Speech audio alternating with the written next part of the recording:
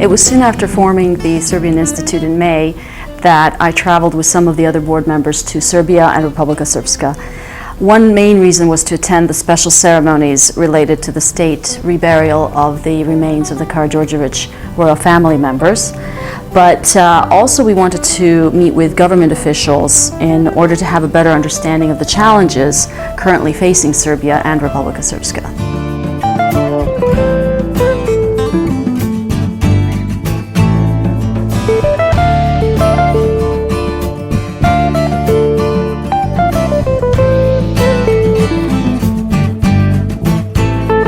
We first traveled to Banja Luka, to the Republika Srpska entity of Bosnia and Herzegovina, and it was really nice to be able to see President Dodik again.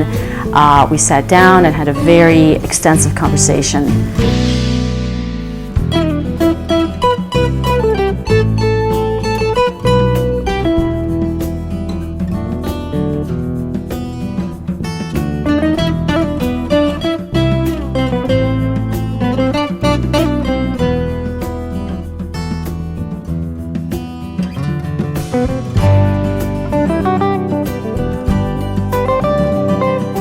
Some of the main topics we discussed were how to encourage the younger generation to find jobs and stay in the country, how Republika Srpska can attain greater prosperity for its people, which is a great challenge everywhere in the former Yugoslav republics.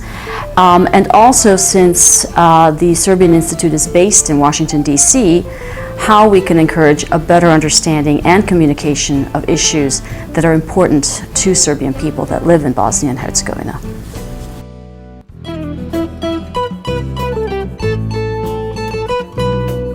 President Dodik congratulated us on the formation of the Serbian Institute, and he emphasized that providing a stronger voice for the Serbian people in Washington is a very important goal.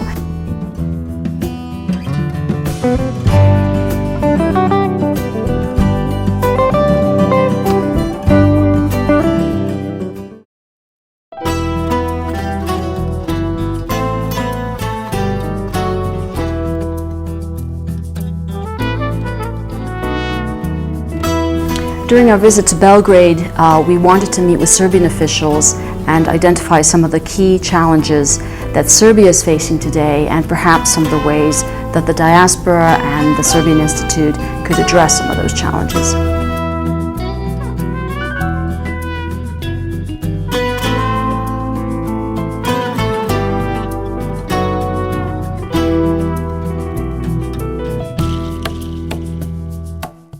The Office of Cooperation with Diaspora had organized meetings that allowed us to exchange ideas with Serbia's President Nikolic, Prime Minister Dačić, as well as the Serbian Patriarch, who gave us his blessings for all future work of the Serbian Institute.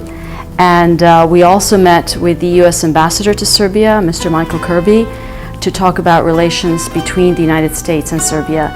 And we also had a chance to convey our goals through the Serbian media, with interviews and guest appearances on television shows.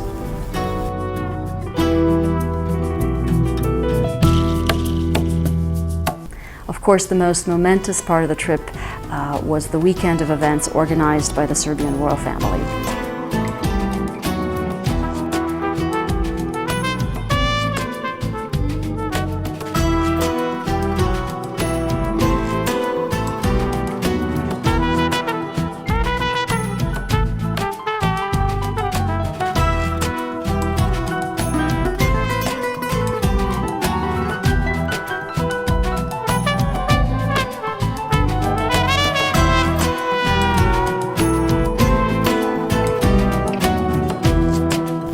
I was very pleased to have had the opportunity to meet again with Crown Prince Alexander and present him a copy of my most recent book, Heart of Serbia, to which he also very graciously contributed photographs of the royal family.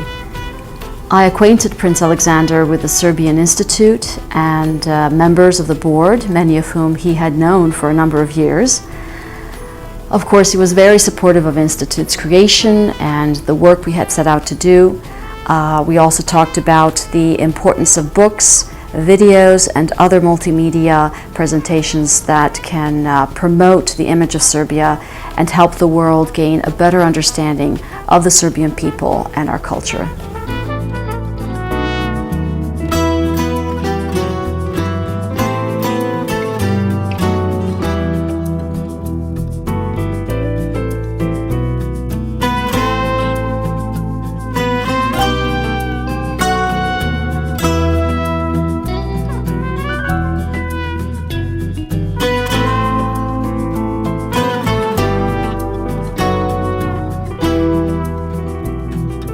The formal ceremonies for the state reburial of the Karađorđević royal family members began on Saturday morning with the liturgy at the main Serbian Orthodox Church, Saborna Crkva in Belgrade, followed by the transfer of coffins to Oplenac and memorial services.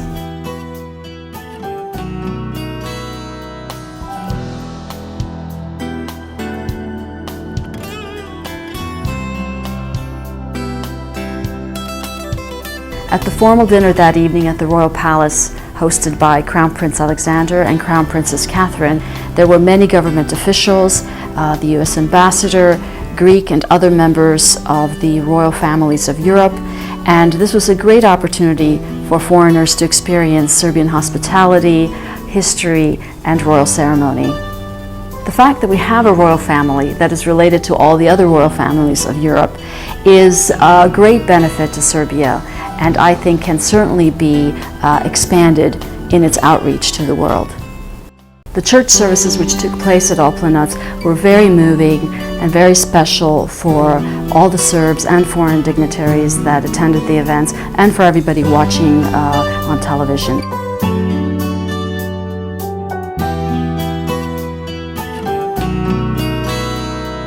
There were speeches following the ceremony, and I have to say I don't recall any other occasion where you have on the steps of a church the Serbian Patriarch, Crown Prince Alexander, Serbian President Nikolic, Prime Minister Dačić, and President Milorad Dodik from Republika Srpska, the five spiritual and political leaders of the Serbian people.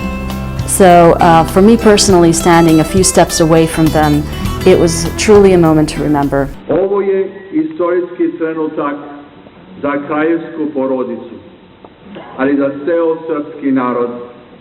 A danas su ovde, na Oplencu, među svojim Karađorđevićima i među svojim Srbima.